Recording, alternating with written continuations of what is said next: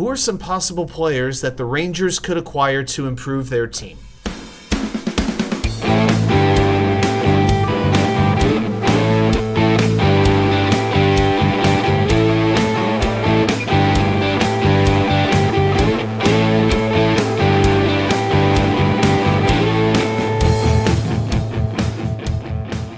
And well, welcome back to New York Sports Wicker Media. I'm Watsuke99. Thank you, as always, for taking the time to watch these videos. So, there is some breaking news with the New York Rangers today. So, Filip Chytil, their young center, who has been out of the lineup now for about 2 months with a concussion issue, is on his way back to his home country of Czechia, formerly the Czech Republic, formerly Czechoslovakia. So he is going to head back home for the next stage of his recovery from this concussion issue. It's really being termed kind of a reset. So this is, it's still possible he can return this season, but right now what the Rangers and the doctors and Chytil have kind of agreed on, it would be best if he's back in familiar surroundings, working with the coaches that he works with during the off-season. He'll be surrounded by family and friends, so it may be the best idea for him at this time. So, thinking about that, my first thought is actually kind of positive. Well, at least he can get on an airplane and fly halfway across the world. So, I guess he's through some level of recovery. But it got me thinking about this roster and exactly what is going to happen if the Rangers are going to go forward with this lineup that they have currently constructed. Now, the team has been fantastic up to this point, going into Friday nights and Saturday nights tilt against the two Florida teams and the Panthers and the Lightning. The Rangers are 24-8-1 on the season.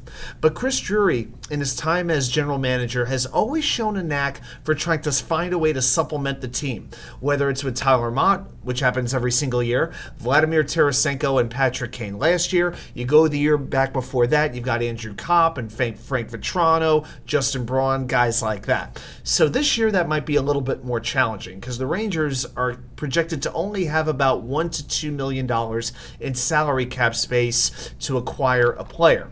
Now, you also have to think about Kaapo Kakko.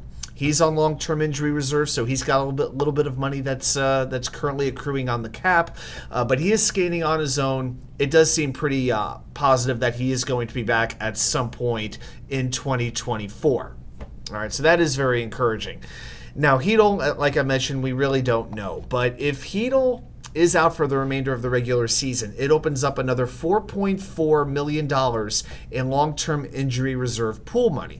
So in that case, the Rangers could acquire a more expensive player at the deadline. Of course, it would also increase their need to add a center as opposed to just right wing, which has kind of been perceived as maybe the weakest position on this team, right? So with that in mind, I've got a couple players in mind, 3 players I'm going to focus on right now who I think they could pursue, all pending free agents, unrestricted free agents, so there's a chance that these teams might actually be looking to move on from these players, but it really comes down to the health of Chytil and Kakko and how long they're going to be out. So one player I would look at is Elias Lindholm from Calgary. Will the Rangers walk with Elias?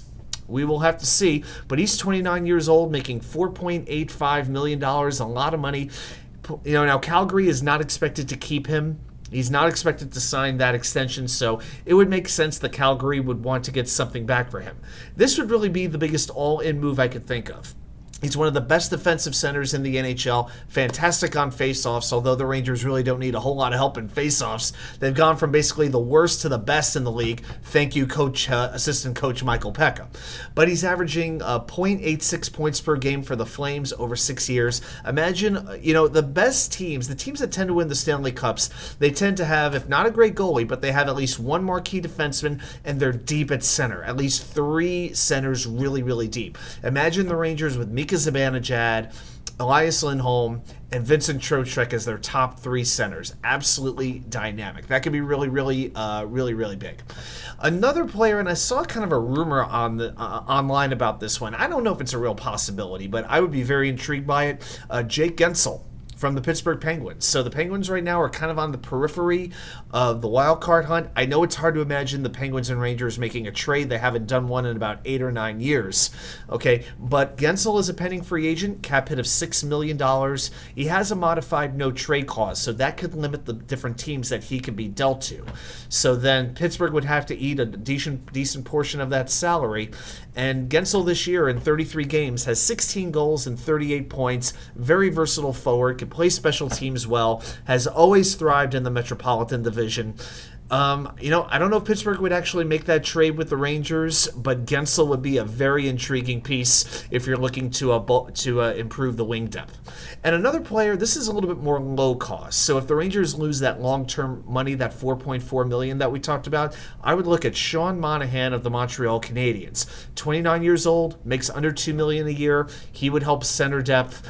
20 points in 33 games this year. He's had some injury issues in his career, but for the short term, it could be a worthwhile risk. So those are just 3 players that I think the Rangers could look at, depending on how it goes with Chytil, especially, and to a lesser extent Capo Caco, that I think could improve their depth at forward, and hopefully that would get them in position to get that only that second Stanley Cup in the last 83 years. Well, those are my thoughts on those players. If you have a player realistically that you could see the Rangers acquiring, I don't see Alex Ovechkin being one of them, but put it down there in the comments. I'm curious to see your thoughts. Thanks everybody for watching, and I promise I'm going to be back in the wicker chair soon. But until then, see you later.